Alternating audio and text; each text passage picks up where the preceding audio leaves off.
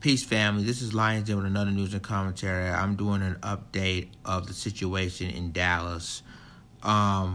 This is really sickening. This is disgusting. Lawyers disgusted by a search warrant showing marijuana found in Botham Jean's apartment.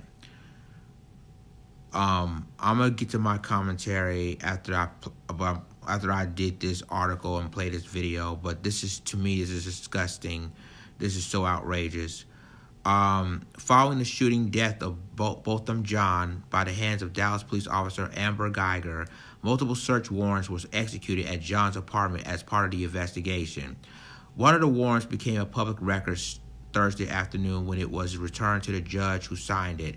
It was shortly after Jean's funeral had ended. It listed several items found in Jean's apartment, including small amounts of marijuana.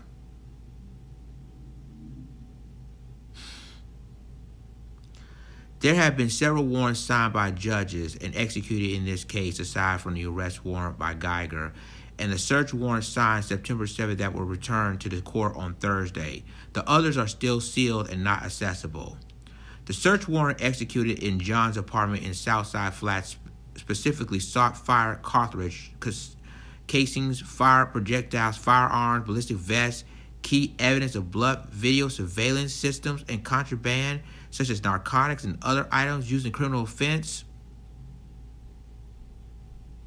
The inventory return yielded 2 fire cartridge casings, 1 laptop computer, 1 black backpack with police equipment and paperwork, 1 insinuating lunchbox, 1 black ballistic vest with police markings, 10.4 grams of marijuana in Ziploc bags, 1 metal marijuana grinder, 2 RFID keys, 2 used packages of metal aid. The document does not say whether any of these items were located in the apartment or who the item belonged to.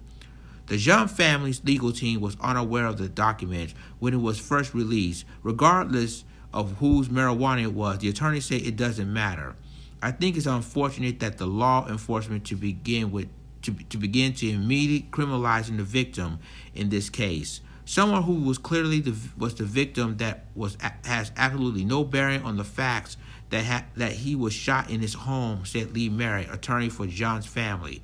I would love to see more information coming out about the warrants executed on the home of the shooter, who lived just below him. I haven't seen any of those, and particularly for it to be on this day, the day that we remember and celebrate him, to see the common assassination attempt on the victim that we often see in law enforcement involved shootings. It doesn't change the story, said Daryl Washington, attorney for the Jean family. She claims that she went into a place she thought was her apartment. She didn't claim she had gone somewhere because she thought there was some sort of criminal activity. I know because of how he lived his life, it won't stand his reputation. Because he lived his life so visually. Merritt added, but it's unfortunate law enforcement has taken this turn. Attorney Pete Schultz, who is not connected to this case, said the defense will likely bring it up in trial if the marijuana turns out to be his. I'm not saying Mr. John is a bad guy because he has some marijuana in his apartment, Schultz says, but it could help some explanation to this crazy case. It just added another layer of complexity. Schultz said it's common practice for detectives investigating a case to cast a wide net when seeking a search warrant. The request for the warrant does list a wide range of items from blood evidence and keys to video surveillance systems and any contraband such as narcotics and other items that may have been used criminal offense. Other attorneys not associated with the case said that the specific language may have been used for items that were in plain sight. They do a broad spectrum of what they're looking for when they get these search warrants, so says. Now, toxicology is important both with Officer Geiger and Mr. John because it could explain how this case happened, how things went south so quickly. By law, a warrant must be executed within 72 hours of when it was issued, as far as the timing of the return to the court nearly a week later. There's nothing nefarious about it. I think it's just got done, Schultz said. They got to get it to the court, and it got to the court today. John's legal team disagrees. This is nothing but a disgusting attempt to assassinate a character of a wonderful young man, said Ben Crump, attorney for John's family. There have been search warrants signed by judges and executed in the case, so we could learn of additional items retrieved. It is unclear if those requests included any warrants to search Officer Geiger's apartment as well. Geiger did not consent to blood drawn the night of the shooting. Of course she's not. Toxicology reports for both her and John are still pending. I'm going to tell you straight up. You notice that every time there's an officer-involved shooting of an unarmed black man and woman, they want to defame, they want to destroy their credibility, and they're dead and gone. While the police officer knows she was in the wrong, she went to the wrong apartment, which is supposed to be, that she's supposed to live oh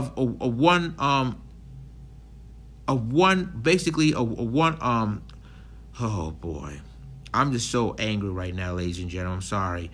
I'm gonna calm down, but I will say this: that she lives one floor up from Botham Jean's apartment, and yet she tried to get in the apartment. He opened up. She pulled out her gun and shot and killed him. Now, just like many cases across this country, Tamir Rice, Mike Brown, Trayvon Martin, Rakia Boyd, Sandra Bland, others like these cases try to discredit the victim, make the suspects the victim, and make the victim the suspects. Now I'm going to go ahead and play Fox 4's story, and I'm going to finish the rest of my commentary. Shortly after the funeral ended, one of several search warrants connected to the investigation became public record. The list of some of the items seized from Botham Jean's apartment, including a small amount of marijuana. Fox 4 Sean Rabb in now in the newsroom with the itemized list that's in those court documents. Sean? And Steve, there have been, as you said, several warrants signed by judges executed in this case. Aside from the arrest warrant for Amber Geiger and the search warrant signed September 7th, returned to the court today, the others are sealed and not accessible. We showed the inventory documents to the family's attorneys right after the funeral. The return does not indicate where the items were located or who they belong to. The inventory return shows 2 fired cartridge casings, 1 laptop computer, 1 black backpack with police equipment and paperwork, 1 insulated lunchbox, 1 black ballistic vest with police markings, 10.4 grams of marijuana in Ziploc bags, 1 metal marijuana grinder, 2 RFID keys or electronic keys, and 2 used packages of medical aids. The recovered items were exactly the same items lined out in the search warrant. This is nothing but a disgusting attempt to assassinate the character of a wonderful young man. It's the same old playbook, assassinate the character after they assassinate his person. Correct. As Attorney Merritt and Attorney Washington said, he didn't kill anybody. He was killed. Botham Jean's autopsy will tell more. Attorneys not involved in the case tell me they believe that specific language about contraband and narcotics was included in the search warrant because it is something that may have been in plain sight when officers were in John's apartment after he was killed by the officer. The search warrant for the crime scene that was Botham Jean's apartment signed in the early morning hours Friday, September 7th. By law, the warrant has to be executed in 72 hours, just being returned to the court today. Steve? Okay, Sean Rabb, thank you. All right. Fox 4 has just obtained video of Officer Amber Geiger being booked into the Kaufman County Jail last Sunday evening on the manslaughter charge. Geiger was shackled at the waist and she was brought in for processing, appeared emotional, at one point wiping her eyes. It's not unheard of for a police officer accused of a crime to surrender in another county.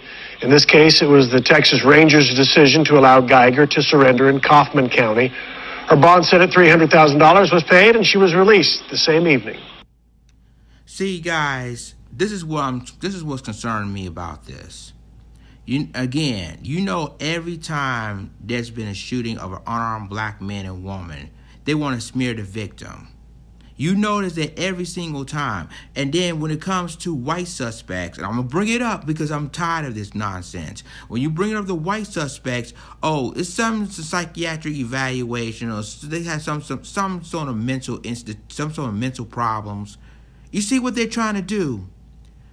And it's like every single time there's been a shooting of a police, from an officer involved shooting of a black victim, they trying to smear the victim. And let's just say hypothetical that he does have marijuana. What does this have to do with him being killed at his own apartment?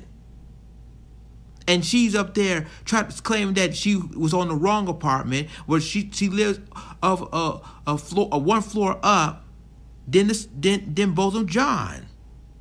And yet she tried to use her keys to open the door, and the key's not working. That tells you right there that that is not her apartment. And then all of a sudden, and then all of a sudden when Botham finally opened the door, she shot and killed him. But yet, I know what they're trying to do. The police union are trying to protect their officers. That's what they're trying to do. They're protecting their officers, and they say, look, let's find some dirt on the victim. And guess what? They found what they're looking for. Oh, there's marijuana there's marijuana in his house. That's made it a cause or justify of her shot and kill him. See, I'm telling you, ladies and gentlemen, this is what I'm talking about. Every single case, we're dealing with John Crawford III, we deal with Tamir Rice, we deal with Mike Brown, Eric Gardner, Sandra Bland, Fernando Castillo, Elton Sterling. They're using, it's like every single time of these cases, they try to smear the victims. Every single case. And yet they're going to look back. Now, if it was the white suspect that did that, oh, well, he's suffering from psychiatric evaluation. He didn't take his medicine. He's too incompetent to stand trial. Just to get these people off. And that's exactly what they're trying to do to this officer right here. They're trying to get her off and say, yeah, that's justified for me to shoot and kill, shoot this brother, shot him dead. But yet, you see what she said? She said that he doesn't follow my commands. What are you talking about? It's not even your apartment. It's his. And so, another case, and this is I'm telling you, like I said, I got a feeling they're gonna get her off. I just got that crazy feeling they're gonna get her off. That's what they do with other officers now. They're gonna get them off because they felt like they're untouchable. And you notice that you noticing that you heard any attorneys, really the John's family's attorney, they didn't hear anything about this. And so they are smearing the victim now.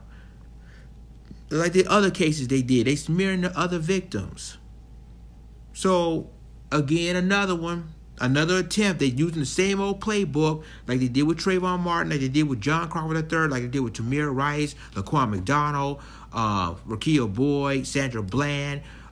They did the same thing with basically Elton Sterling, Fernando Castillo. All these cases, they're trying to find some dirt on them. And you know what? Some of you gonna watch this video. Some of you probably gonna wake up and say, "Well, wait a minute. Why are you gonna smear the victim? He ain't doing anything wrong. All he did was he was in his apartment. He was in his own place. She came to him. He didn't come to her." And so I'm telling you, this is ridiculous. And now she used that cry to feel sympathetic. I'm telling you. Wake up, guys. And again, I just hope that now you waking up to see what they're about to do. They're going to smear the victim, and they're going to try to let her walk with this sympathetic card.